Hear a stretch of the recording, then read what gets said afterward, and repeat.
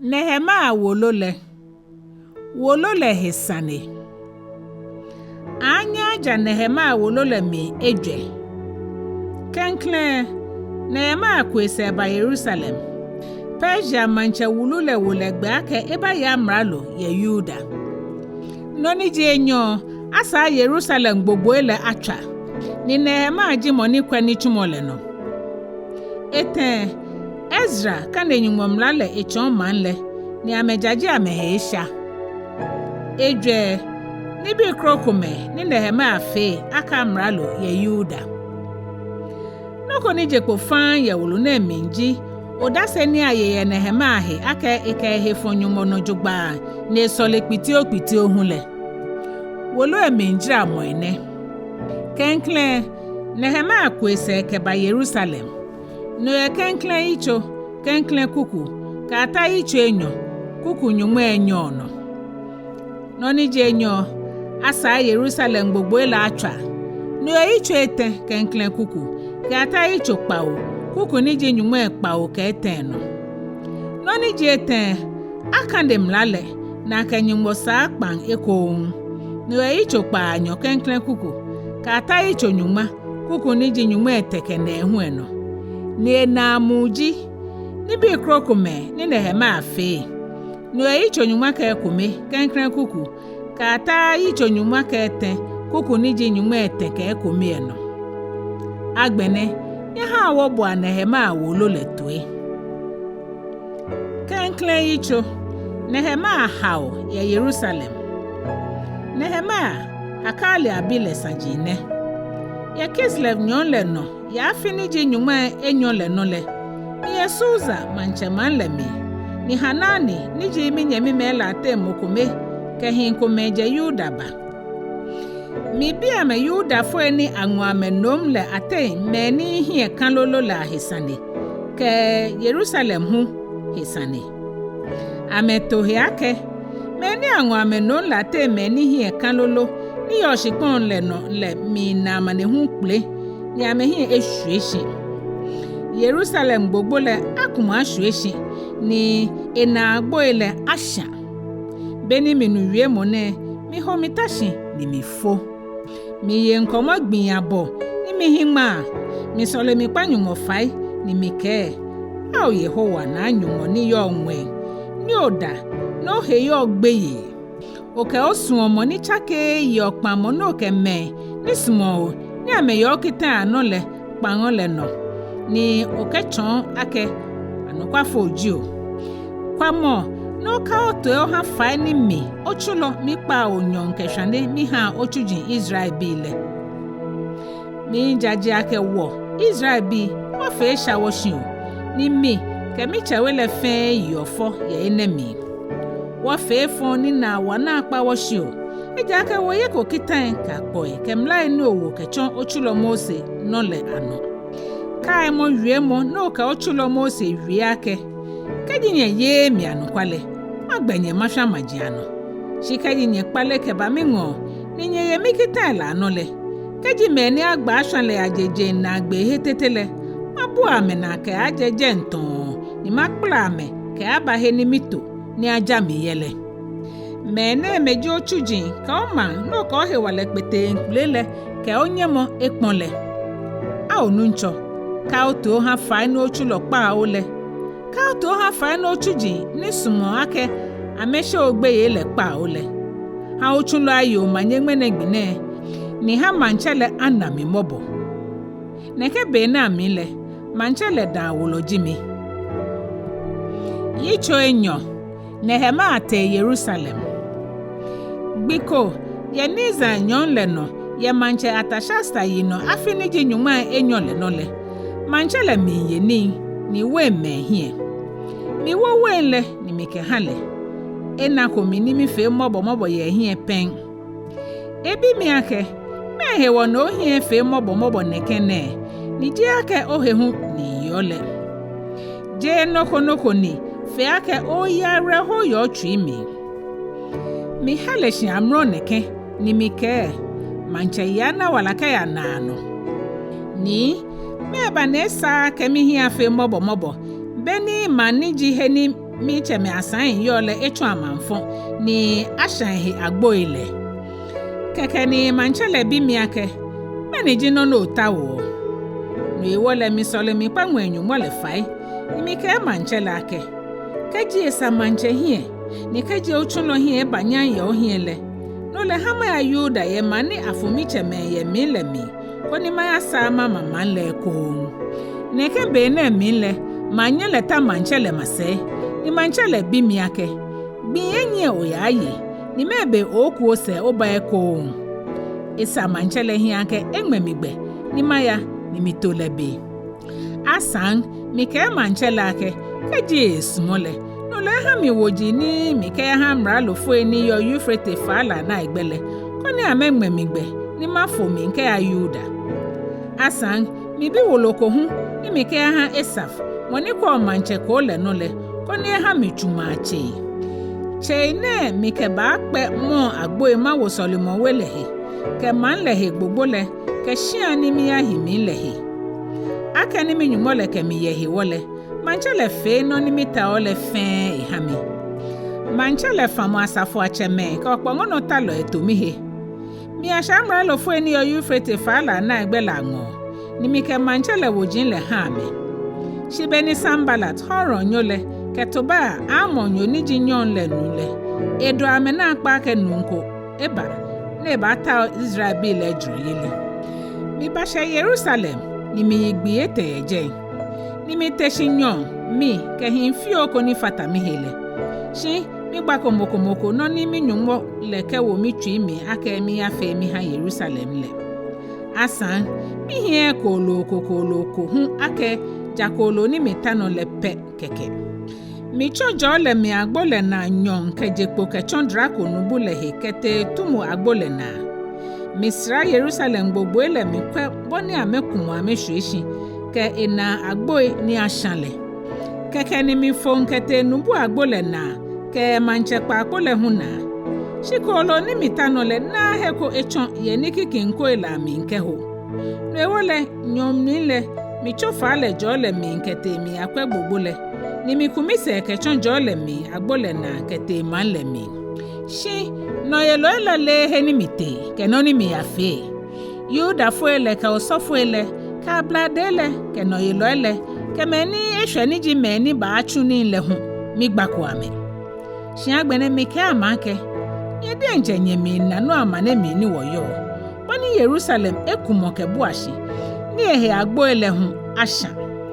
nye ba nye ha wotwa Jerusalem gbogbo le kono wo hi ahihwe mo na ese afo ni mi gba me ake mi Enumɔ le ke mi ye mi gba me manchele wie mo na ke mi wie le hu amehere no ameke nye ha wo bon agbogbo le twa ni amesa amehe ameha ni chumo papale shibeni Sanballat horo nyole ketoba amonyo ni jinyon le ke Geshem Arabia nyole nule amenwowo ni ameyiwo hefewa meke Sane nye yone asonye minche manchele hi atwa mitohe ake nwe Enumɔ le ha wonye wofe no ewole wo ni je echujin le wo ba wo gbogbo le twa no shinyele nye begbe fan noko lo hegbeko lo kai monoko ye Jerusalem Yitso Etɛ atwa Jerusalem gbogbo le ko keke ni osofo nupa Eliashib ke nyeme me osofo ele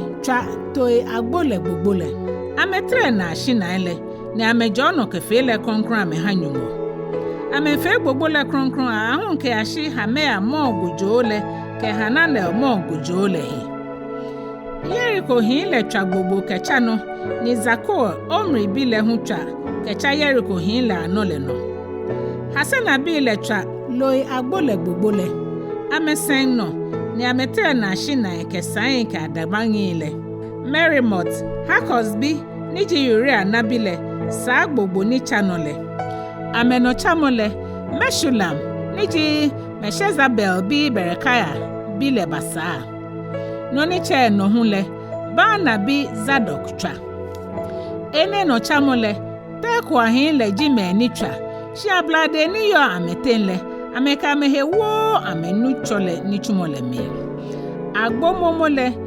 Yehoada pase abile ke Meshulam besode abile basa ameno amesen no ni ametre na ahina leke amehesan leke amese adabangi le no ni chene no le ke ahifa la na igbe hene ya mralo le shinle hele yole melataya gibeon nyole ke yadon meronot nyole ke gibeon ke mispa bi le jimeni basa eno chamole hahaya bi uzel ni je shika ngalo ela tenle jimoni basa no ni chene no le hanana ojema felo le jimoni bacha amesa Jerusalem gbogbo le ke ashi agbo le ketele hi no ni chanole Rafaya hurubile ni je Jerusalem minja afan lumole jimoni basa ene no chamole Yedaya harumaf bile basa eye eshiale ngleno no ni chanole Ashabnia bi hatosh jimoni basa Malkia harem bile ke Hashab Pahat Moab bile basa no ni chanole ke flono ya amole hu eno chamole Shalom Halohesh bile niji Jerusalem ninja afan lumole basa ebi yele yebu ale kesa hanom ke Zanoa manle mimbi basa jo agbole amema ni ametre na shinale ka mehesan le ka mese adabangi le ametwa gbogbo ni letalo akpe ke ashitumu agbole na tumu agbole die nchele moni saaji Malkia reka bile niji bet hakrem minja afan lumole lema netre na shinale ka mehesan le ka mese adabangi le nubu agbole Shalom cause house bile niji mispa minja afan lumole jimoni basa lema ne hano ne tre na shina le ka mehesai ke amese adabangi le no etwa shela kpapo le hegbogbo le ni yo manche tron le masele ahun ke ashi atrakpo eni kleke oshikejo David man le min le hi no ni chene no le Nehemiah Asbok bile niji Betjur ninja afan lumole basa esake ashi David sain le ke kpapo ni ajegba fe le ke tabilo ashinle hele ngleno Levi bi ni twa gbogbo le kole ene sele Levi bi ni abachi amegbe atane batwa gbogbo le he Ekome Rehum bani bile batwa fako Hashabia kela kpokpa no minja afan lumole batwa he ni yo inomi esele amenyemi mele hu batwa eko bawai Henadad bile niji kela minja afan kome le lumole basafa ni Ezer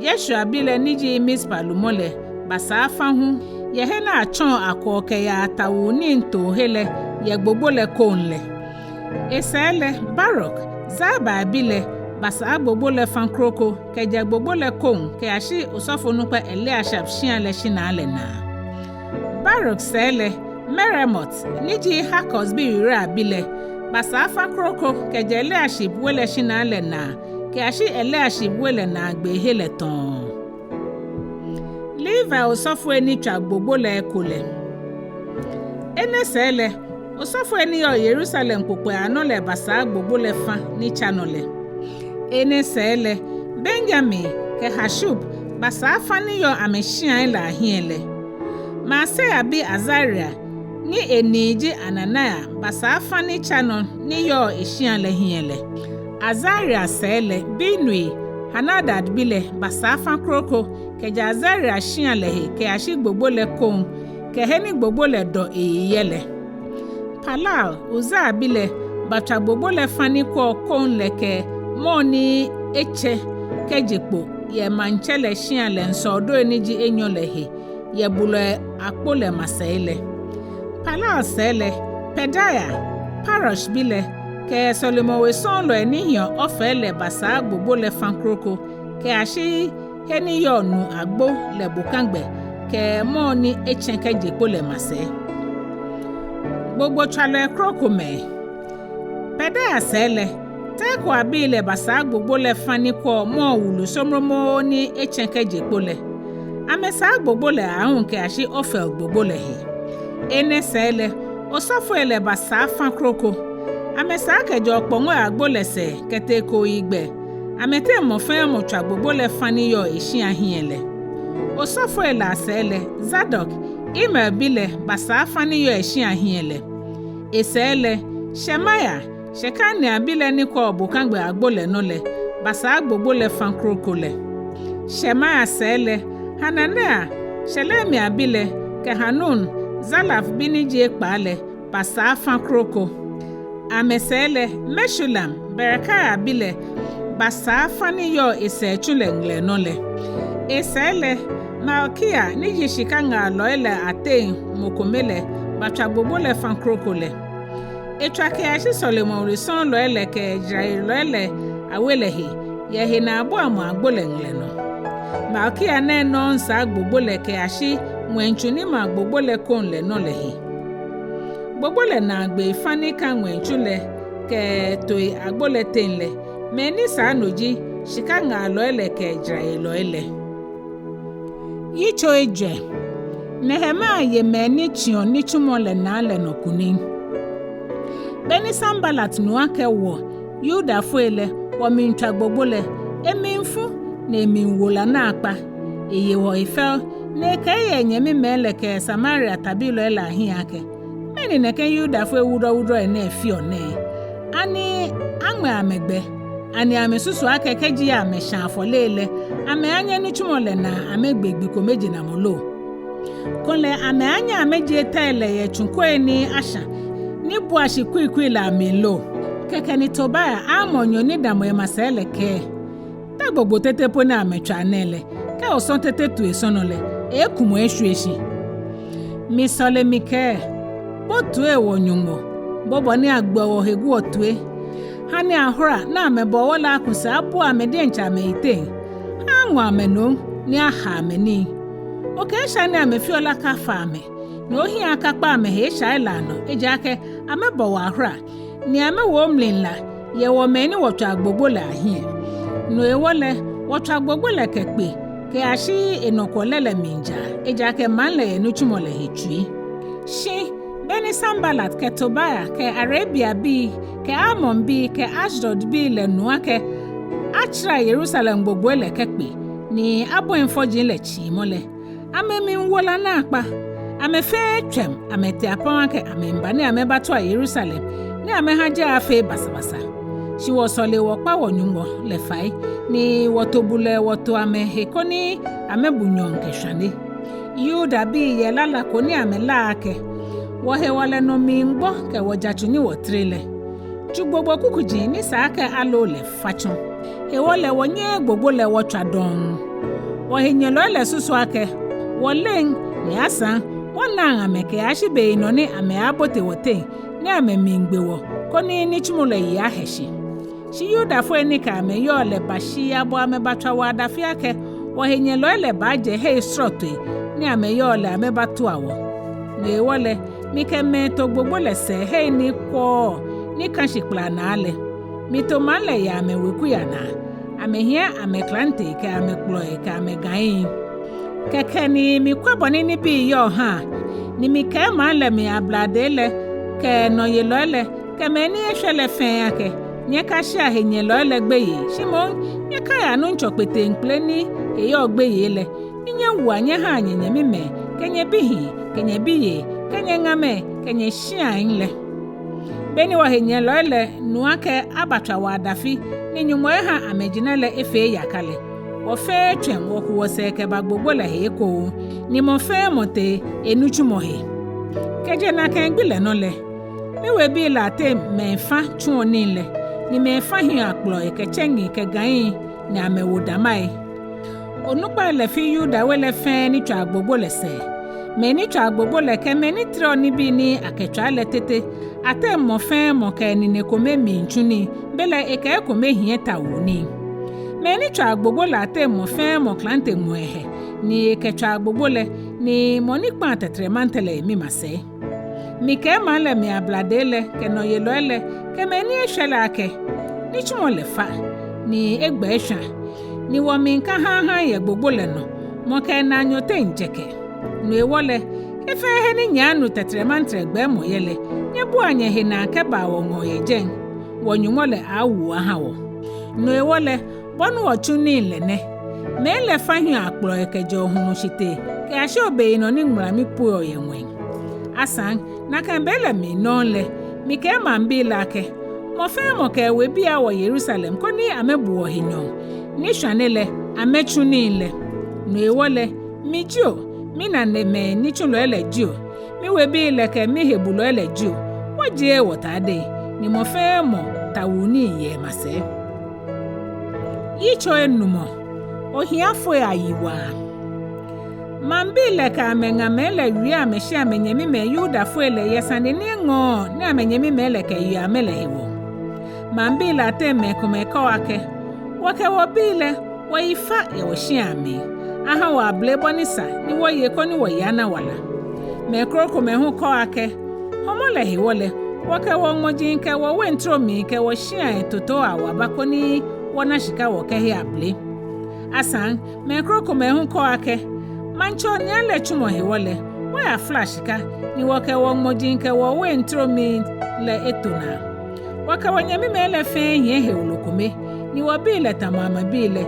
shi wocho wobile wo wonyon yelimi kone amechomonyoji ni wobiye la teme komele afi amenyoji mombo wonye na henoko wofe ni wonmojinke wo wentromi ye mekroko maden beni minu sajini ngo amena keneke wie mo enele mimi wola na akpa ni mitomi noni saake mafe sajini ayo ya bladele ke no yilo ela hele hiwole mike amake ete mo fe mo hio enyemi hipa ni finini mi gbogba pete nkle mi wame ni mike amake wole wopo onyemi me Yuda fo eni ahon ahaje majin le boni wonye chinyele nyemi honye die nchenye nyemi mele nyemi ho amenye hawo ame ha hito ame na no na meko keke ni mi chami wie mo le no ni mike no ni nyefiole eja ani esa ka nyeke wonyumo le hegbe ye shemo ba nyeje nkoni wakekun wo hefel ni je majabi ni ji wo enyelo le yole na lo mika mi nyemi mele kemi webi le hu wofa wonyemi me Yuda fo ele shika ka able ni ha wo keneke he Kpawo na akia nye ka me moji ka me wentromi ka me mutromi ka me shian le akuase aha me menegbi na no nye ka shika ka able ke wen kemu minja ohamni Ekome iji he Kpa ni nye hio ya me den le hu akuase aha me keke ni ameke woke ba akuse wo ha me ni wo he nnoko ya me den wo fe tamoboni okele mi cho sofo elekeba ni mi ha ma hie nyelo kamo kitake ame afa boni ame woshine asan mi twa mi mfiri ni lemi ni mi ke mo fe mo ne ye ne ke shiwo ne no le boni nyumo atwemni kejele kejewe ke ni chumo mi ne bono ni atwemni ni afa le hwemne asafo mu le fe here no ameke amen ni ameje Yehowa yi manle yi ameshiwo ne no Nehemiah fo Ekome no mi keje gbino ni awomi amralo ni ko Yuda shipon le no keje mante atasha sayi no afiniji Nyɔŋma Enyɔ le no ke ashi afiniji Nyɔŋma Etɛ ke Enyɔ le no noji afi Nyɔŋma ke Enyɔ son nele mi ke mi nyemi mele wo he ko ni ni aha amralo fe amralo ake egbena ni le ko shi samralo ni nyemi hiele ha itoman le yeshikani na ashi Ejwɛ Etɛ talenta Nyɔŋma Ejwɛ ni amehio keshio abolo ke we ni amehio ye man le de le no le hiwo amralo ne achuji ntete gba man le na shimile gbeye ni mi shi onyumo hiwole mi fe na kai asan mi ke mi he wale fe wo gbogbo le he ni chumo le mi ni mi ta o shipon ko mi ha mi he ni mi we bi le fe bakpe o ye gbogbo le he ke ha ni chumo le asan Yuda fo ele ke no ye lo la teme o ha ke Nyɔŋma Enumɔ ba yo ni ye mi kplo he Daniel sro me ni je majini bole wala ten ni ba wo hu ni aho aha mi gbi ko meji chinanu nkome ke to enehwi Ekpaa ke wei ni da gbi Nyɔŋma sele aka we nsro to efe hu baba o ba mi gbena ni eni le mi bi shi eja ke oni ani atwo man le efe ejatu ha man le mi Nyɔŋma ni bi fe ni mi fe mi ha neke man na he wole kai mommy ni ahia hami.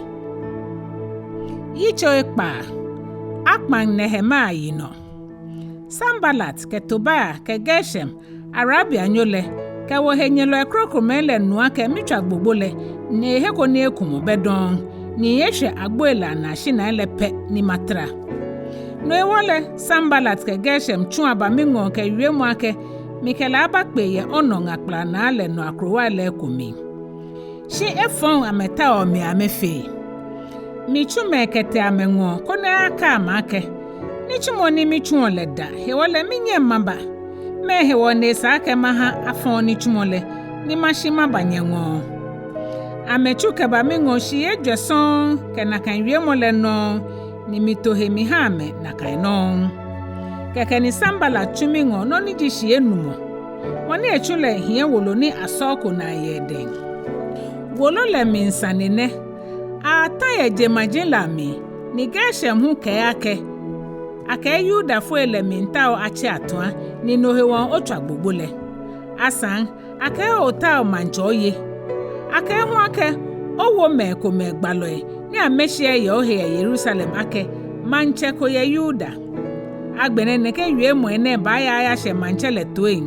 No ewole ba ni wo ya hiajina. Keke ni michu Sambalat ngon ke yue mo ake. Ni bi no ko ne afeko na kan noko. Bodi encha oka odwemofo ota. Amefele wo hegbeye keke ameta wa mewo. Ni amesusu ake woni jamba jewu ye nichumolehi koni egon. Shimi sole mike a onyumo wo mieka. Bikole mite Shamaya ni Jedelaya bi ni asan eji Mehetabel na bi leshia. Shiengeyi neke. Hawe akpe ni chumowele ye Solomochulemi ni wanga Mosolomochule shinale eja ake amebaba na amebagbo. Amebagbo nyontete. Shimike aso nuntamomi ba jofue. Ani nuntamomi a jofue ke a Solomochulemi koni eyana wala. Miyo ake je nyumoni chushema Shimon Toba ke Sambalat ni ebola pa hewoni egba neke gbale ne eshimile. Ambola pa bona fe ni ewomi hegbeye ni mafe no ni ikele koni mafe sha kekele amebana Sane fonko ye mihe ameata ke bomi ahora. Misole mike minyumo kaya moni oketoba ke Sambalat aye ke jomo yeni bi ni amefele na. Kaya mo gbalo yo no adia ke gbalo ekrokomele hu kono ka maye. Ameta oni kunle amewo mi hegbeye le. Nichumole na agbe. Bi Nyɔŋma Enumɔ ke Enyɔ sele. Agbe nichumole na. Agbe na ye no niji elo le no. Bi niji Nyɔŋma Enyɔ ke Enumɔ le no. Beni wo henyelo ele fe nule. Jemaji ni bole wo le fe shegbeye. Ni amehi egbo ewo ameichia. Eja ake ameyo ake nichumole Nyɔŋma yeli ke bo amona ni anya achu. Shineke be aminfele. Yuda blade le mi ngla wojimpi ame mi maje Toba. Ni Toba hu mi ngla ame woji. Eja ke mepi ye Yuda ni ke Toba je Ekome. Eja ke ara bi shekani ashanu jile. Ni asan le Toba le ebinu ye Hohanan ebango Meshulam biyo niji Berekaya nabi akenga. Me bayu Toba he papa me hami. Ni ame agba le no ni mi hu Mikel. Toba ngmla mi woji neke wo mi hegbeye. Yitso Kpawo.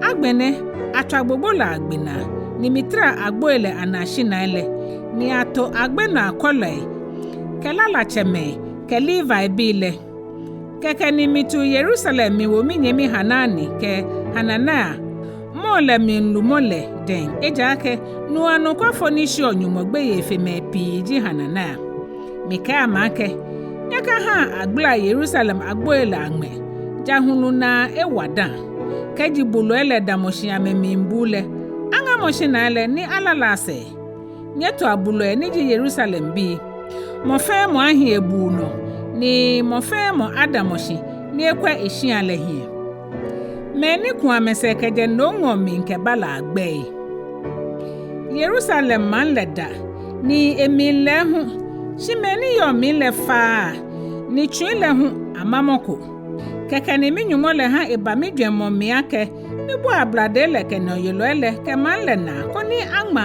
amegbe ya meku Kpaanyɔ na mi ana meni bakenkren la Kpawo Wolo le mi na ne agma ye mi ake mene meji Yuda shikpon le no bi ni manche Nebukadneza bango amenon kete Babylon la te meni jeno ngon le mi mbale ameji meni ku ameseke ba Jerusalem ke Yuda ni amete mofe mote imanle meni nya mehi ke baji Zerubbabel, Yeshua, Nehemiah, Azaria, Ramia, Rahamani, Mordekai, Bilshan, Misperet, Bijwai, Nehum ke Bana Israel bila te meni ku ameseke bale ameyiboya mecheme awe anale ne Parosh bile akpe Enyɔ ke oha ke nyuma Ekpaa ke Enyɔ Shefatia bile oha ete ke nyuma Ekpaa ke Enyɔ Ara bile oha Ekpaa ke nyuma Enumɔ ke Enyɔ Pahat Moab bi niji Yeshua ke Yoab shwele akpe Enyɔ ke oha Kpaanyɔ ke nyuma ke Kpaanyɔ Elam bile akpe ke oha Enyɔ ke nyuma Enumɔ ke Ejwɛ Zato bile oha Kpaanyɔ ke nyuma Ejwɛ ke Enumɔ Zakai bile oha Kpawo ke nyuma Ekpaa Benui bile oha Ekpaa ke nyuma Ejwɛ ke Kpaanyɔ Bebai bile oha Ekpaa ke nyuma Enyɔ ke Kpaanyɔ Asgad bile akpe Enyɔ ke oha ete ke nyuma Enyɔ ke Enyɔ Adonikam bile oha Ekpaa ke nyuma Ekpaa ke Kpawo Bejwai bile akpe Enyɔ ke nyuma Ekpaa ke Kpawo Adim bile oha Ekpaa ke nyuma Enumɔ ke Enumɔ Ate bi ni je Hezekiah no le minle nyuma Nɛɛhu ke Kpaanyɔ Hashon bile oha ete ke nyuma Enyɔ ke Kpaanyɔ Bezai bile oha ete ke nyuma Enyɔ ke Ejwɛ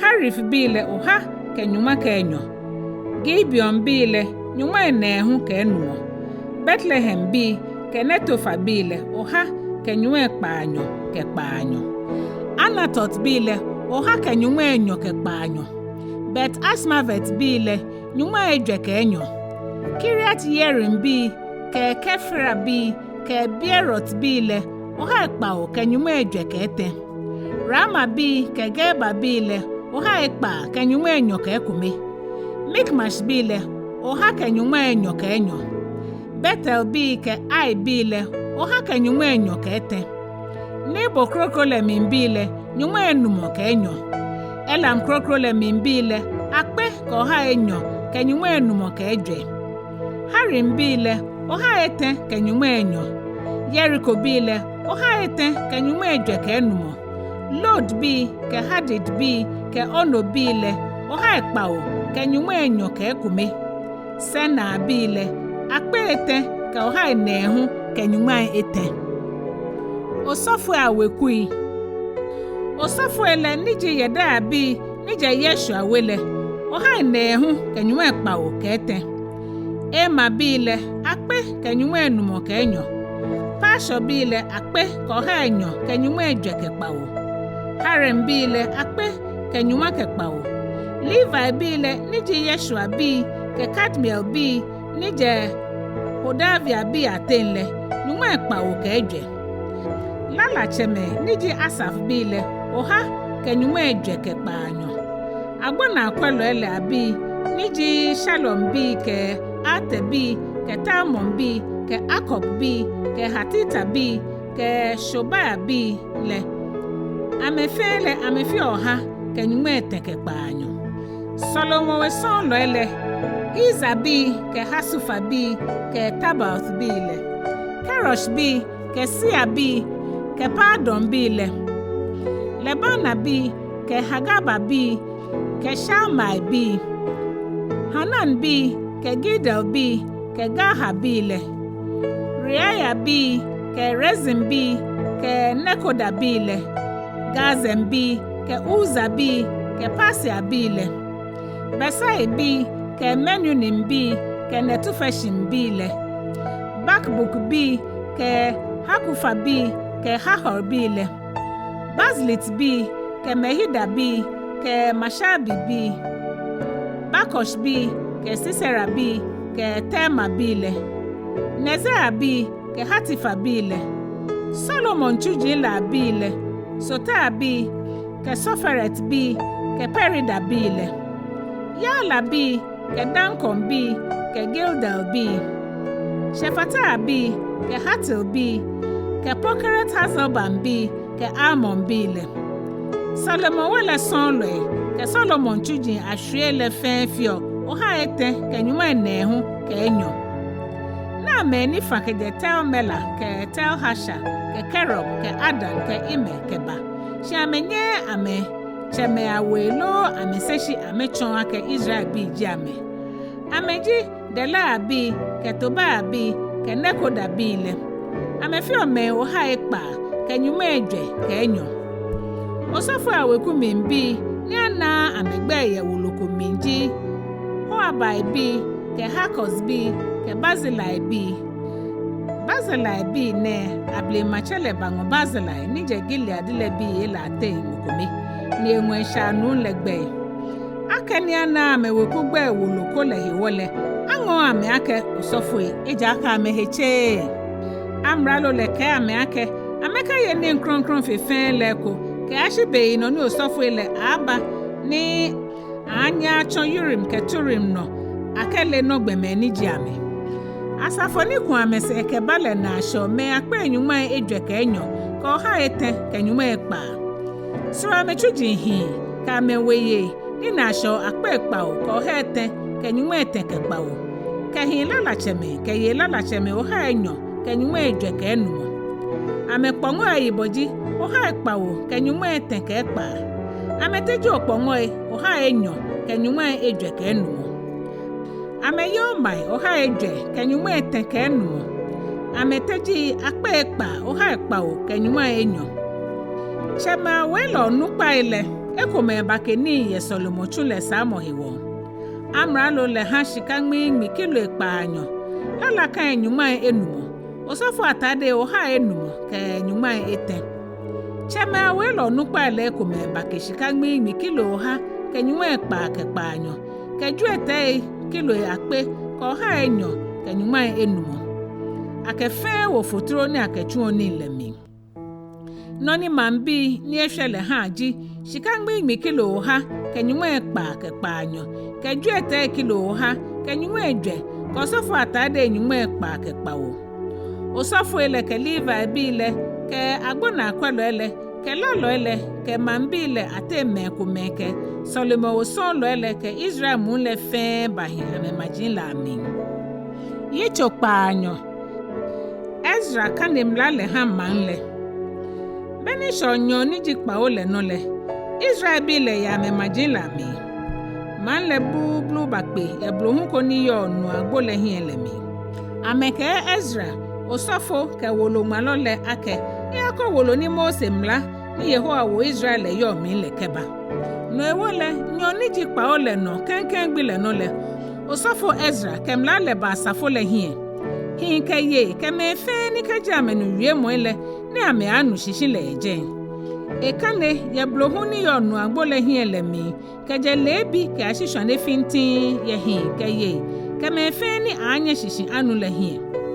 Mamu le fe mi mbomla Wolo le mi wie mo le toyi.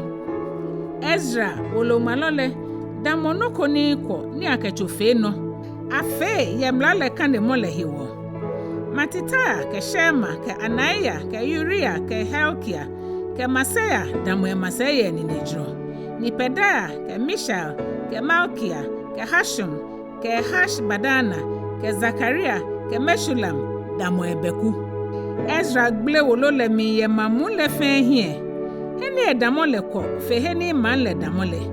Beni egble Wolo le mi le mamu le fe teshidamoshi. Kekeni Ezra je Yehowa nyumo pete nkule le yi. Mamu le fe he no ameke. Amen. Amen. Ame hole amene jiano. No sele ame mama ame yishi ni ameka ame hi ebumoshi ni ameja Yehowa. Yeshua ke Bani ke Sherebia ke Yamin ke Akob ke Shebetaya ke Hosea ke Maseya ke Kelita ke Azaria ke Yozabad ke Hanan ke Pelaya ke Levi bi le jimeni chon man le mla le shishi beni ame chon mla le shishi le bele man le damo ame damo hele meni kan yo wolo le ni jinyumbo mla le kan le fan ni ame chon shishi oni anu no ni akane ole shishi fan keke ni Nehemiah ni jamra lo le ko sofo Ezra ni jingwolo malo le ke Levi bi ni chon man le ni le ke mamu le fen ake mena gbine gbi kronkron ni ha Yehowa Nyɔŋma le no ewole nyaka yankomo ni nyaka fo ahu ameke man le neke ejake beni man le no mla le miwie moele amefe amefo Ezra ka amake nyaya ni nyaya ni nihi na akpa ni nyanu awe ni yo dokodoko ni nyaka ko amaji ameni meni afeko noko atoko amesele ejake ngbene gbinele gbi kronkron ni ha Nyɔŋma le no ewo hule nyere aka ho anyehi ejake Yehowa henyamole jino ni ba wo nyehi wale Levi bi le seje man le fe mi ameke nyefo ankomo yeli ejake ngbene gbine gbi kronkron ni hewole nyere aka ho anyehi no ewole mamule fe yi amete ni ameyaye ni amenu noko ameke ko maje ni amena mi she baba o ejake wie mo ni akane acho amele amenu shishifan asese agbejro enoje chere mole cheme awela mi onupa ni yo mamu le fe mi le ke osofo ele ke Levi bi le babu amehinaye Ezra wolomalo le ngo koni ameba bomla wolo le mi wie mole toe amenake angma yemla ni Yehowa chomo se ni neno ewole mi ake Israel bi le ahin asese ami Enyɔ ni di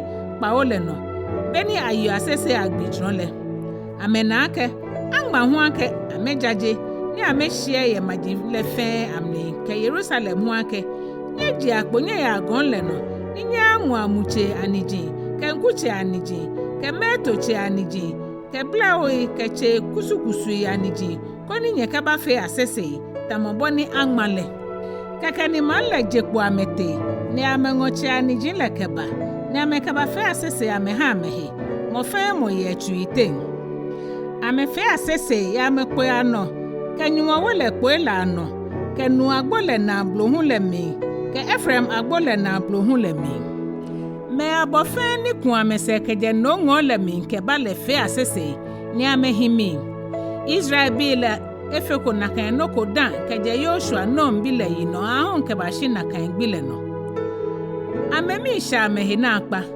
gbi fe gbi ke je krenkren gbi le no ke ashi na agbe gbi le no le akani onyunwo mla wolo le ameye gbi juro le gbi Kpawo ni gbi ni ji Kpaanyɔ le no le amepe na agbe pe tamoboni atole Yitso Nɛɛhu man le jaje amehe shai na kan Nyɔŋ le no gbi ni ji Nyɔŋma Enyɔ ke Ejwɛ le no le Israel bi le bakpi amehingma amebumo kpekpe ni amekemlu wa meite me ni ji Israel fomo bi le che amehe ye me kpoji le fe ahe ameho amedamoshi ni amejaje amehe shai le ke amecheme ani fonji ani ni amefele ameteshi amedamoshi ni amekemle chwa ete kane Yehowa amenyumo le mla wolo le amekemle chwa ete hu jaje amehe shai ni ameja Yehowa amenyumo le Yeshua ke Bani ke Kadmiel ke Shebania ke Biuni ke Sherebia ke Bani ke Kenani hodamo Levi bi la akpokule no ni amesole wa mecha Yehowa amenyumo le keke ni Yeshua ke Kadmiel ke Bani ke Hashabnia ke Sherebia ke Hodia ke Shebania ke Petahia ni amefen le Levi bi ji amele ke yake nyeti ashi ni nyeji Yehowa nyenyumo le yi nyeji yi keje nano ke ashi nano aje egbe ni onyan le yi chebele bofe boni aje egbe yi ni akanfo la ha tetele esha egbe le dale bo kometo ji Yehowa bo nwen ke nwen amli nwen ke nwen ni hu ha bo le fe bo shipon ke no fe no ni yo no inshoe ke no fe no ni yo amemi ni bono o ha me fe kwa na wala ni nwen ni baba ole bono ameja bono nchonyongo Abraham ojele keje uru ya Babylon no chaka egbe ofele Abraham ona ke yobo anukwa no kele kpa ke okeke na mbi ke Hit bi ke Amon bi le ke Paris bi ke Yebush bi Kegiga shibi ashikpon le baha Ehwoi le. Ni oyoshi wo le no ejake jalojio. Ona amanehu ni wachemele na ya Egypt le. Ni obu amechamo ni amecha o le tuwe ye nshochuru le na. Ofe okadi ni ochu na akpe ni ye fara ke chujin le fe ke shikpon le no bi le fe ahie. Ejake ole ake fara ke chujin le wo amehe amewo wachemele. Okene hegbe ohe tamoboni Enyɔ menene. Oha nshole me ngba ya mehie. Na menye shikpon gbin no kecho nshole te. Shi meni tu amele. Ochira mo shwe nshokonkon le me. Ni ameshu tamote yenu hama le me. Okata tu ni mashikutu chon amegbe shwane. Ni Nyɔŋhu le okela kutu chon amegbe. Koni amena ni yegbe ni amenye no le no. Okple ke shike basaga gon le no. Ni oje nwe oka mewie. Oha memla ekpakpa e ka po e ke kita ekpakpa e. Ohe jo mo gbe kronkron le. Oha amele. No chonchulo Mose nini no wa me kita e ka po e ke mlai. Beni homo yi amele oha ma bolo ni je nwe. Ni beni kuma yi ame hu oha nu jetesa memba. Ni ameke gbe ame kuma e. Oka amake ameba ni ameba ngoshikpon le ni oka hekita ke okeba ha amele. Shi ameke wachemele wo amehe. Amefi amehe kwentilo na ameye okita la no. Amebo botue nyasa ameka yo na akpe ni ofe ya ametenle. Shimbo amefi amehe kwentilo. Ameche atwa na ameto asafo acheme ni eka ma akuse ke anyon yeli mi eko ye Egypt. Shimbo le ojinyumo ni ka esha ifa. Drolo ke musonchonlo ni tuo echuishi ni emobo na lefa hiwole oshinyame. Amefe chinabira shue ameha amehe. Ni ameke enoji amenyumo ni je amekeje Egypt. Amebo musu babao ameshio. Omobo na le babao le hiwole. Oshinyame ye ngale no. Shanele atatu ni mashin ya amehie. Ni echon amegbele. Eje amehie. Ni Nyɔŋhu lani damo amehie. Ni ha amenani yegbe ni amenye nole. Eje amehie. Oko omumo papa le ha ame koni echon ameni. Oha ame ma na ameye. Ni oha amenu amekegbe amekumai. Afi nyuma Ejwɛ son okwa ameye ngale no. Noko he hia ame. Amata de sule amenaji hu efu. Oha ameye majinke manche yeli anokuni. Ameye shikwoji ni benka amelano. Ke ashe amengo Heshbon niji manche Sihon shikpon le. Ke Bashan niji manche Og shikpon le. Oha ame bile huwa yifa tamomlami. Ni ongu ame ke bashikpon le ni oka ame cheme ake ame angole no. Keke ni bile bakoni ame ba yeke na bile. Ke ame manche melano. Ame fe ame boni ame smo. Ame ya imagini achabubu awu ame he. Ke shikwoji ni ba ni anokuni. Ni ame na shia ni eyimo bobo ke ni bi papa ife. Nubui ni achachai. We ntromi. Ke mucho tromi. Ke eliche babao ameye. Ni ame tro. Ni ame shwishi. Ni ame misha ameye omlihile kulele hiwo. Shiene monsele ame tuegbo. Na ame chohi atwa. Ame kemlele fe noko. Ame gbegbalo ni bo ame kokole. Koni ame kekpale. Ame keba ongo. Ni ame fe musubo ni bi wuji ame shio. Ni wole. Ogmo ame he oha ame he nyeloi. Ni ame he nyole hawa ame. Ame ha amone mile. Ame fo ame chao. Ni ohira ame nokeje mwe. Omobo na le babao le na le. Oje hi nyelo oha ame. Koni ame here ame. Ya ame he nyelo elade. Shikeji ame na he jole pe. Kekele ame fie fon ame shiobu. Ni omu ame he owu ame he nyelo elade. Ni he nyelo ele yi ame no. Shikele ka ame ta ose egbe ko na ame fo ame che ole. Obu ame tue ye mwe. Ni obobo na le babao le na le. Ohira ame shi abo. Ya ame no na le mi. Obo ame koko. Koni ame boy omlale no yeli ko. Shi ame wo ame he. Ni ame bo kita le atwe. Ame fe sha ame shi omlale ni keji gbomo ye no le. Eyi na wala le. Ame chi ame he kejo he. Ame fe ame he kwentilo e. Ni ame bo botwe. Kenle otochu ishi oha ame afi pi. Oko omumo le wo gbalo la mi. Ni ochon ame no obo obi le koko. Shi ame bo twe. No ewole oha shikponji la no bi le yi ame no. Shikele omobo na le babao le na le. Ogme ame he. Ni asan kwata mehe eja ke nyɔŋma ne musunchon le ne na moboji o wo nyɔŋma ojiagbo ohewa oheyegbeye no na mobo kejo ke moko pan no wo shinle oyono keja sira manchemela yino ke ba shinmenele ka ha manehu ni bawo ke wo mancheme ke wo nupai ke wo sofwe ke wo gbaloe ke wo chemele ke o man le fe nole mi fesa ne bibio yo hie shibole sajine bawo no na fe mi le onoja eja ke bole o ya nokwa shinwole wo fe fun wo manchemele hu ke wo nupai le ke wo sofwe le ke wo chemele ye ko umla le no ni asan ameboko okitan le ke kokoni obo amele toe bemlin tete no ha me manchayeli le machine ni ameyoshi ponklele ne wo fono ni le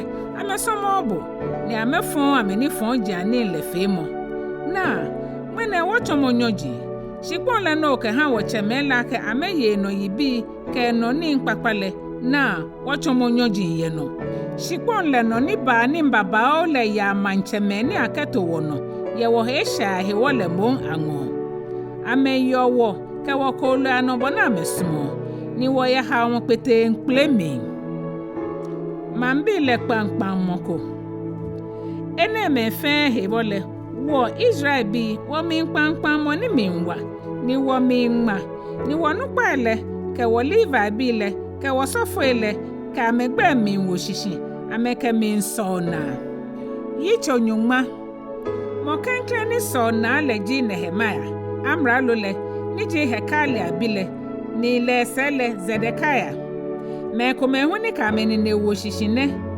osofo Seraya Azaria Jeremiah Pasha Amaria Malkia Hatosh Zebania Malok Harim Meremot Obadiah Daniel Gineton Baruch Meshulam Abia Miyamin Mazia Bilgai Keshemaya Levi bi leji Yeshua Azania bile Binui Nije Henadad Chemeawele Kadmiel Shebania Hodia Kelita Pelaya Hanan Milka Rehob Hashabia Zakur Sherebia Shebanea Hodia Bani Kebeninu mene meji Levi bi ka menyemi mele hie nyeloi Parosh Pahat Moab Elam Zatu Bani Bunui Asgad Bibai Adonia Bijwai Aden Ater Hezekiah Azur Hodia Hashum Bezai Harif Anatot Nebai Magpiash Meshulam Hezer Meshezabel Zadok Yadwa, Pelataya, Hanan, Anaya, Hosea, Ananea, Hashop, Haloshes, Bilha, Shobek, Rehum, Hashabna, Masaya, Ahia, Hanan, Anan, Malok, Harim, Kebana.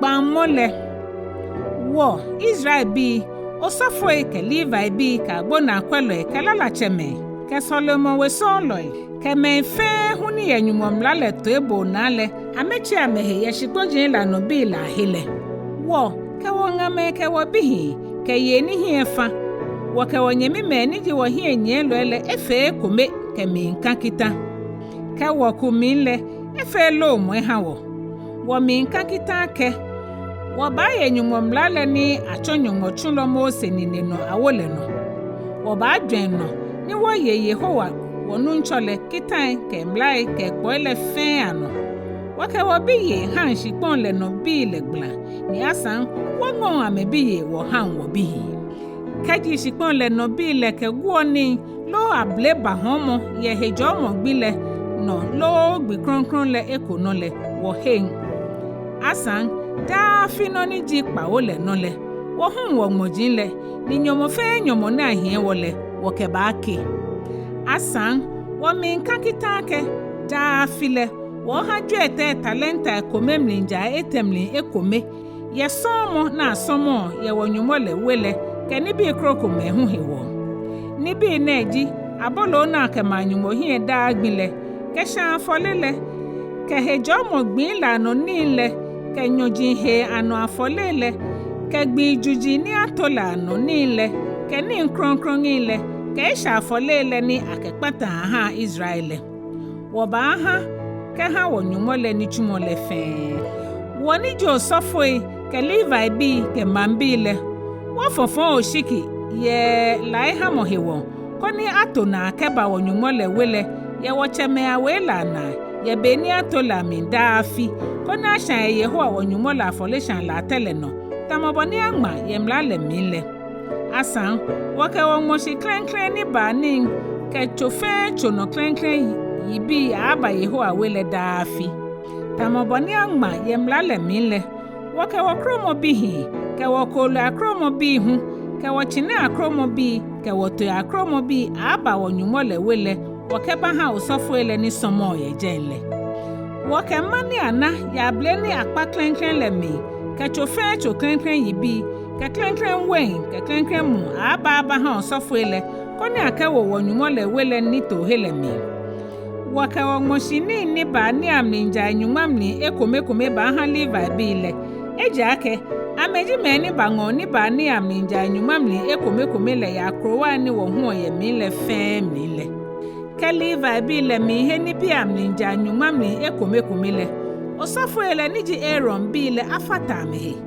Levi bi le ke minja nyumamni ekome le hu minja nyumamni ekome aba wo nyumole wele ni aka woni to hele mi ejake esake Israel bi le ke Levi bi le ka ble ka wanhi ke mula ya woni to hele mi he ni he kronkron le ni bi le ka osofo ele ni somo le ka agbona akwelo ele ke lala chemele yole won men wonyumole wele he ni chumole he wo fonshi don Yitso nyuma ka Ekome me ni hi Jerusalem le mambi le ka onukpa le hi Jerusalem ni mambi ni ehwele fonfon oshiki kona akata amukome ye me nyuma fe me nyuma mi koni eba hi Jerusalem man kronkron le mi koni me Nɛɛhu ne ehwele ahi majinkroko me la mi mambi le je hi fe ni hera me yake ame ahi Jerusalem le yi Yuda majin la mi le mo fe mo hi le de nche man ye shikpon le no Israel bi ko sofoi ke Levi bi ke Solomon we sonloi ke Solomon chujin abile Yuda shikpon le no nukpa Ekome hi Jerusalem amete me Ekome le Yuda bi jame ni me Ekome hu Benjamin bi ni Yuda bi la te me Ekome ji Ataya nije Uzziah bi Zakaria bile eseshimi me Ekome ji Amaria ke Shefataya ke Mahalalel nije Perez we kule mile Yuda bi Ekome ji Masaya Barak bile ni eji Kolhoze na bile eseshimi bi Ekome ji Hazaya ke Adaya ke Yoarib ke Zakaria Yuda bi Shela Shuele Perez bi feni hi Jerusalem la ibofio me oha Ejwɛ ke nyuma Ekpaa ke Kpawo hi kaka lo eson di ame fe Benjamin bi le Ekome ji Salu Meshulam bi le ni eji Yoad na bile eseshile mi me Ekome hu ji Pedaya ke Kolaya ke Maseya ke Itiel ke Yeshaya Salu seshile mi me Ekome hu ji Gabai ke Salai Benjamin bi ni Jerusalem le fe na shio me oha Nɛɛhu ke nyuma Enyɔ ke Kpaanyɔ Yoel Zikri bi le ji amehi enyelo ni Yuda Asemu bi le ji Esemu ye man le mi osofo elate me Ekome ji Yedaya Yoarib bi ke Yakin ke Serah Hilkia bi ni ji Meshulam na bile eseshile mi me Ekome ji Ahitob moni osofo nukpa ya nyuma wele amenye mi mela ibo oha Kpaanyɔ ke nyuma Enyɔ ke Enyɔ somo ye Solomon wele mokroko hu ji Adaya Yeroboam bile ni ji Pelaya na bile eseshile mi me Ekome ji Amzi ke Zakaria ke Pasho ke Malkiya gbemene Ataya me oha Enyɔ ke nyuma Ejwɛ ke Enyɔ fewe ame onukpa Ekome ji Amashsai Azarel bi ni eji Ahazaya na bile eseshile emime Ekome ji Meshilemot ke Imer enyemi mele hi kaka lo son na me iboji oha ke nyuma Enyɔ ke Kpaanyɔ moni kwa ameno ji Zabdiel Gedolim bile Levi bi leji Shemaya, Hashop, niji Azikrim nabile. Eseshile me komeji Hashabia buni. Shabetai ke Yozabad ji Levi onukpa elate meni ko Nyɔŋma wele ponogbe nichumole no. Me kome huji Matania, Mikabi, niji Zabdi nabi, moneji Asaf shwele. Le enyela loela hie ke la ke da Nyɔŋmoshile. Moko huji Bakbukia, niji Matania semo ke Abda, Shamu abile, niji Galia, niji Yeduton nabile. Levi bi fe nihi Jerusalem man kronkron le mila iboji, oha Enyɔ ke Nyɔŋma Kpaanyɔ ke Ejwɛ. Agbona bulo eleji Jacob ke Talmon ka amenyemi mele. Ame iboji me oha ke Nyɔŋma Kpawo ke Enyɔ. Israel bi neshele ke osofo ele ke Levi bi nihi Yuda majile fe amni. Mo fe mo yele de nche shikpon no. Shimeni somo ye solimo wele hi Ofel. Amenupa di Ziha ke Gishpa. Moni kwa Levi bi nihi Jerusalem le noji Uzi. Bani bi Hashabia bi Batania bi Mika bile. Eje Asaf bi alalacheme ni kwa Nyɔŋma wele ni chumole no la te. Eje ake manchele ewo kita ye lalacheme la hewo. Ni ato amegbe na afonshi ke ha bife gbino ni chumo. Petahia, Meshizabel, ni Jezera cheme awele ke Yuda wekule mile bile ji Persia manchele nga awulo. Yesane fe sane ni ko manle helemi. Maji bibi ke wuji krokromela mimbi. Ya krowai ke humohe amihile hiwole. Yuda bi la teme kumehi Kiriat Aba ke hi akrowai lami. Ke Dibon ke hi akrowai lami. Ke Yekabzel ke hi akrowai lami. Ameteme kumehu hi Yeshua, Molada ke Bet-Pelet, ke Hazar-Shual, ke Beersheba ke hi akrowai lami. Ke Ziklak ke Mekona ke hi akrowai lami. Me komehu hi Enrimon ke Zora ke Yamot ke Zanoa ke Adulam ke amehi akrowai lami. Amehi Lakish ke ehumohele ke Azeka ke hi akrowai lami. Benjamin bi le hi Geba, Mikmash, Aya ke Betel ke hi akrowai le niji Anatot ke Noab ke Anania amin. Me komehu hi Hazor ke Rama ke Giftem ke Hadid ke Zeboam ke Nebalat ke Lod ke Ono niji ngalo ajolemi. Levi bi akwile kume nihi Yuda shikpon le nole ka mehe ya bo Benjamin bi lahi. Yitso Nyɔŋma ke Enyɔ. Osofo ke Levi bi agbei. Osofo ke Levi bi ni ke Zerubabel, Shetel bile ke Yeshua jenongo mimbala agbei ne. Osofo ye Seraya ke Jeremiah ke Ezra ke Amaria ke Malok ke Hatosh.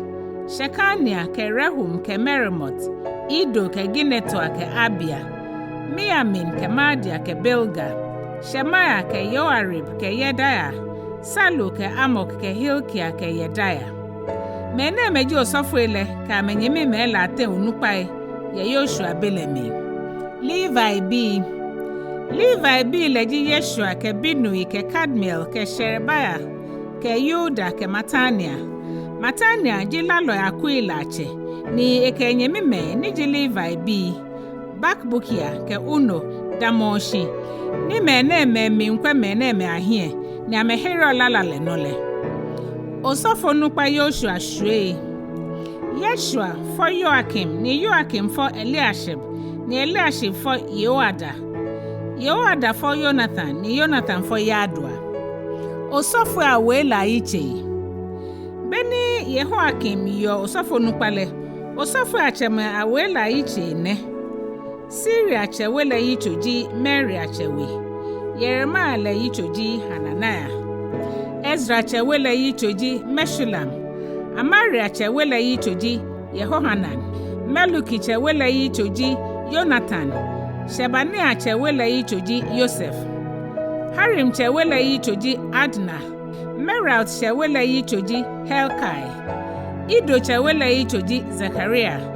Gineton chewele ichoji Meshulam. Abia chewele ichoji Zikri. Miniami niji Moadi chewele ichoji Piltai. Bilga chewe le Yichoji Shanua chewe. Shema le Yichoji Yehonathan. Yorib chewe le Yichoji Matenaya. Yeda chewe le Yichoji Uzi.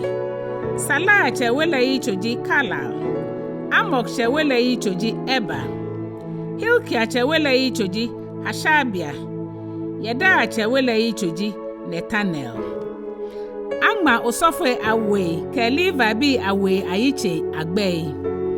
Osofo nupai niji Eliashib ke Yoada ke Yehonan ke Yadua yinole.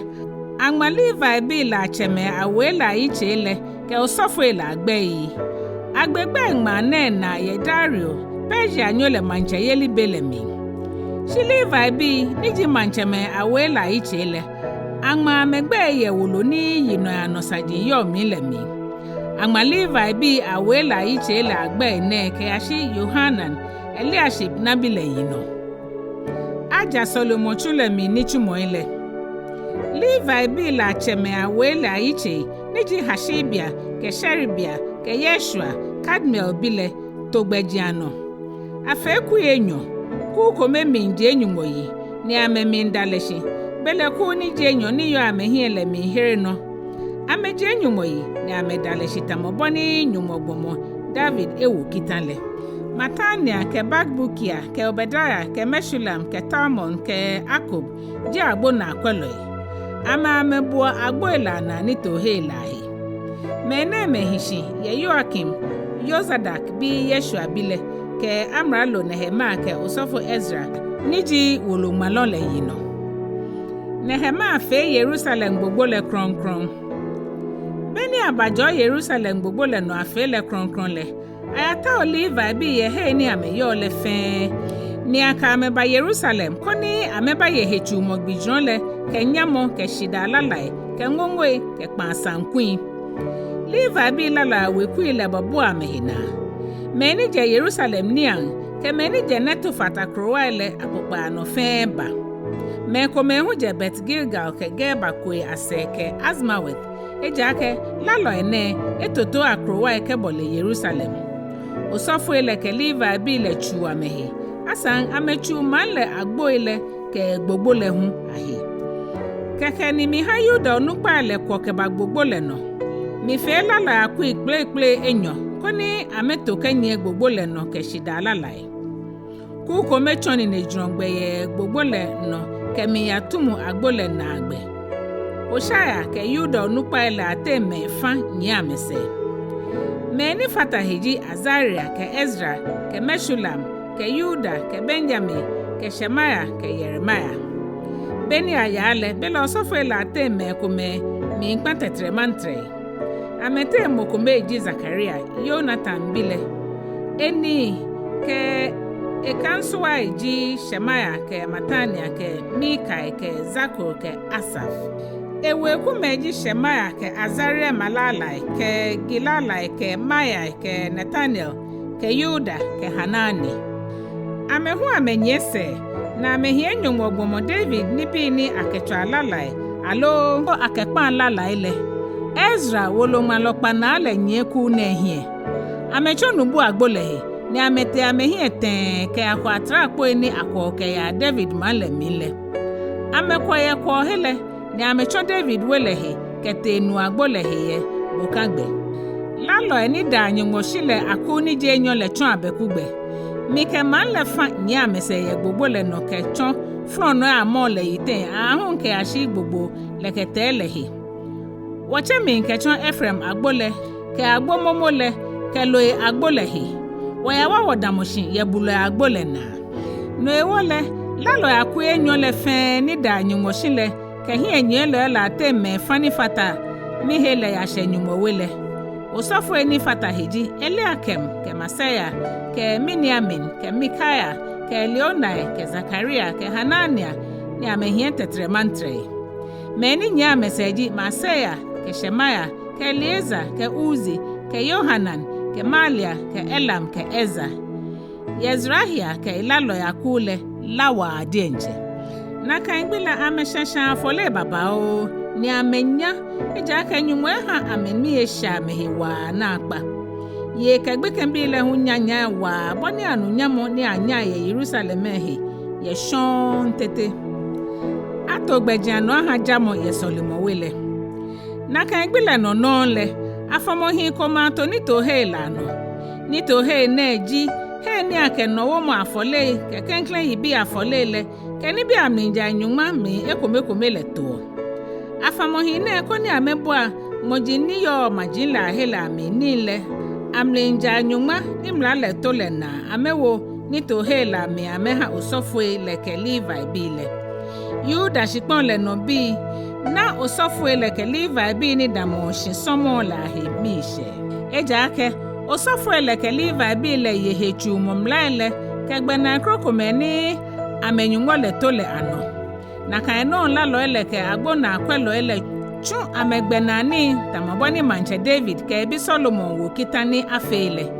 eja ke manche David ke lalache asafi no bebe atola lo le ahie lo ni amela yije mo ke shida lala amehanyomo Zerubabel yino ke Nehemiah yino le Israel bi fe ha ni ke ni ndagbe ni akeko la lo le ke agbona akwelo le man le jo Levi bi le agbefa no amefonshi ni Levi bi le hu jo no ni ji Aaron bi le agbefa no amefonshi ameha ame Yitso Nyɔŋma kete Israel man le chi amehe ye manse bi ahe na kan gbile beni akani o Mose mlale ye man bi la twinle anani agma ye miake amonyo lo mu abunyo akabanyo man bi le ahe na abu amole mi kokoko ejake ameke abolo kenu eba pe Israel bile shimon ame abobile mapa ke ebalo mu ame shiwonyu mole han lo mole mo nchonjo mo beni Israel bile no mlale ameje me fe ni gifutufutu gbemele ya meten Nehemiah chake ni bi Ekome shedani aba fe nele osofo Eliashib ni akele to ni to he ni yo wonyumo le wele anole ketoba efe Ekome ketogbejiano Eliashib sa chupete nglekwe ha toba na ehimi chune sala ke ni bi Ekome to mi ni bi neji ni eni afole ke krobo ke Solomon we chensi ke ngoshini ni jable ke we ke mumlinja Nyɔŋma mi Ekome le ni awo hekita ke akeha Levi bi le ke Solomon we lala le ke agbona ekwelo ele no ni fata ni bi ni aketo chune mi le hiji afole ni akeha osofo ele Chineke be na mi fele mi be Jerusalem eja ke Babylon manche atasha sayino afiniji Nyɔŋma Etɛ ke Enyɔ le no le mi te ngo be plan sele mi bi manche legbe ni mi kumise ke ba Jerusalem mi bana Sane gbonyo ni Eliashib eye ake isachu ha toba ya Nyɔŋma wele kpo ilano mi nwole na akpa ni mi je toba ni bi fe ya chule mi mishwe keke ni mi fa ke asha ni to he la mi ko ni akechu amemi ni mi ha ke Nyɔŋma wele mi ni bi le ke ni eni afolele ke krobo le kuse akabato jen iko minu ake Levi bi le ke Solomon we lala ni ame ke Levi bi le fe chu amegbena ni chumole ate mo fe mo ejofo ete ngomi eja ke aha amegbena ni eni le no ewole mi hie dowa wo hie nye lo ele ni mi bi amake me he wa ajofo ashi Nyɔŋma wele mi bo Levi bi le ke Solomon wele mi lala elo anakeba ni mi ka me ato amegbehe keke ni Yuda mamu le fe bon ya bleke wen ke mu mlinja Nyɔŋma mi Ekome le ke ni to he la mi wo eko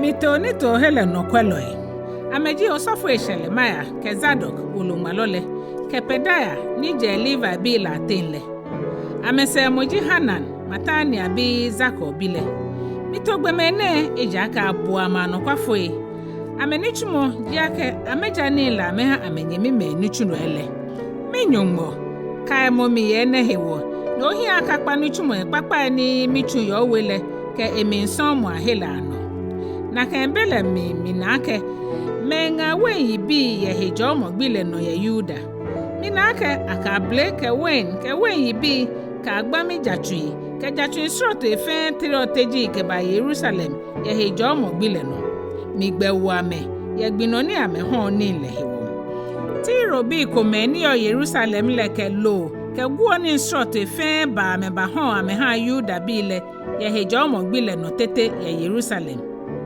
mika Yuda bladela hie ni mika amake esa ne fonye yo ni nyebuli o hejo mo gbile ne anije ne kenye cheme le fe ni wonyunwa le ha efon ne fe bawo ke wo man le no le kele nyeke bule mo ni nyebuli o hejo mo gbile mi nche minfu kemba Israel no nye fatahi no ewole tani aje hejo mo gbile shishile kaji hie bwen tutu fe mo ye Jerusalem agboela mimpe kekele mi fa ni anga mo agboele ni mi wo kitake akagle ja hejo mo gbile hudan asan mi fa mo mi chujin le Ekome mi to agboela na koni akejachuko akaba man le mi ye hejo mo gbile no jaye loile ke guo ye lo ni ho ni bi short fe le bato agboela se shikome lo shi Enyɔ mi bo ame koko ni mi ka make mehe wonye bato ogbogbo le sele kenye fe na kan ekonle mba momonye keje na kan gbile no le ameba hejo mo gbile no don keke ni mi fali ba vi la ke amechu amehe koni ameba bo agboela na boni afe hejo mo gbile kron mi Nyɔŋma ka mo mi ye ne hu hewo kono ke mi he sha afa mi ye osumo ni fale hewo na kan bela mi le minaka Yuda fo epi engo Ashdod ye ka Amon ye ke Moab ye amebi le yo Ashdod wie mo le lo wie mo kroko me fa kefa ni amenye Yuda fo ya wie mo la me wie mi hie dowo ame ni mi lomo ame mi ya mete me Ekome ni mi famo ame ite ntwe mi ha me ka nyumo kitake ame ka ame bi ye le hang manse bi abi hingla ni amengo manse bi abi ye ame hang ame bi hinle asan amedenje hu ameke manse bi ehinshi mika mewie ni mike anije ye tamome na me no ha Israel manche Solomon fesha che manche ko beje ne majin baba ole ekono ni tamole nyumo smole ni nyumo wole manche ne ye Israel mamule fe no kele Solomon po manse ye he fesha aso wo konye nane ni wo fe ne kan efon pete nkle ne aso wo ngo manse ye ni wo je wonyumo le se osafo no pa Eliashe biji Yoada bi la te mokome ya ngo Sambalat horo nyole biyo ne ke Sambalat fe shanu no ewole mi hwe Yoada bi le ye mihe mi Nyɔŋma kai mo boni gbeme ne wo osafo yeli he muji ni amefite Ekpaa mo no ka osofo ele ke liva bi le Ekpaa nle neke gbeno mi chon mi je man le keje manse no fe no ni bulu omo mi to osofo ele ke liva bi le ason mo le gbejiano bona fe ni mo fe mo ale nuchumo ni ake halele ni mi to gbejiano mi ha beni ake afole shan lai ke Klɛŋklɛŋ yelicho yibi aba mi Nyɔŋma kai mo mi ni ahia ha mi tebolo Nehemiah Wolo le inamune